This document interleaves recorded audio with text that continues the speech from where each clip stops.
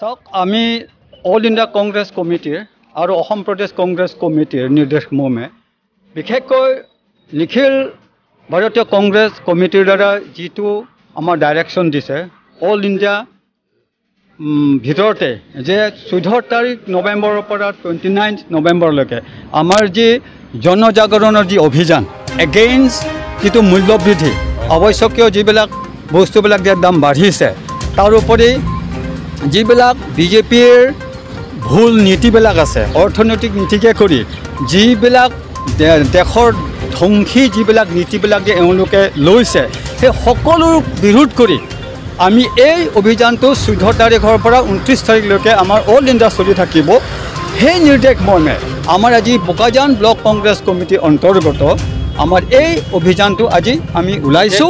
বিশেষকৈতো এইটো আজি যিটো মূল্যবৃদ্ধি যে দিনক দিনে বাঢ়ি আছে এইটো বিৰুদ্ধেহে আমি বিশেষকৈ চৰকাৰক অৱগত কৰিব বিচাৰিছোঁ আপোনাক ক'ব বিচাৰিছে নেকি যে এই ক্ষেত্ৰত বিজেপি সম্পূৰ্ণ ব্যৰ্থ হৈছে বুলি ব্যৰ্থটো আমি ক'ব বিচাৰোঁ কেলে মানে দেশ এওঁলোকে নিজে হেৰি কৰিছে ধৰক আপোনাৰ যিবিলাক পাৰ্লিয়ামেণ্টৰে কওক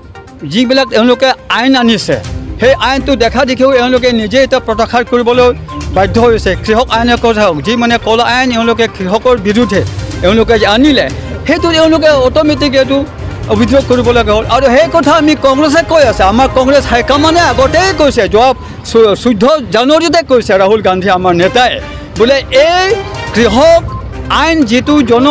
কৃষকৰ বিৰুদ্ধে যিটো আইন যে আনিছে মোদী চৰকাৰ এইটো এদিন এওঁ মানে অভিযোগ কৰিবই লাগিবই বুলি তেখেতে কৈছে সেই কথা আজি প্ৰতিফলিত হয় গতিকে তেওঁলোকৰ যিবিলাক জুমলাবাজি যে কৰি আছে এইটো আজি প্ৰমাণ হৈ গ'ল তাৰোপৰি এই যে আমাৰ দেশৰ সম্পত্তিবিলাক যে বিক্ৰী কৰি গৈ আছে আৰু আমাৰ জনসাধাৰণৰ যেনেকুৱা ধৰণৰ আমাক যে অত্যাচাৰ কৰিছে বিপদত আনিছে আৰু পৰিৱৰ্তন নামত এওঁলোকে নামহে পৰিৱৰ্তন কৰিছে আৰু ৰাইজক মানে অশান্তি দিয়া দিগদাৰ দিয়া আৰু অৰ্থনৈতিক অধপতনো নিয়া পৰিৱৰ্তনহে কৰিছে ভালৰ পৰিৱৰ্তন একো কৰা নাই সেইকাৰণে আৰম্ভণিৰ পৰা আমি কংগ্ৰেছে আমি মাত মাতি আহিছোঁ জনসাধাৰণৰ কাৰণে দুখীয়া ৰাইজৰ কাৰণে আমি মাত মাতি থাকিম আৰু যিবিলাক এওঁলোকে ক'লা আইনবিলাক যে ৰাইজৰ বিৰুদ্ধে যে আনিলে গোটেই আইন এওঁলোকে বাতিল কৰিব লাগিব সেইটোৱে আমাৰ লক্ষ্য আৰু এটা কথা বুজিব বিচাৰিছোঁ যোনটো আপোনালোকে প্ৰতিবাদী কাৰ্যসূচী উলিয়াইছে তাৰ মূল উদ্দেশ্যটো কি উদ্দেশ্য হৈছে কি ৰাইজক সজাগ কৰা যে আমাৰ বিৰুদ্ধে আমাৰ বিজেপি চৰকাৰে মানে কুশাসন কৰি আছে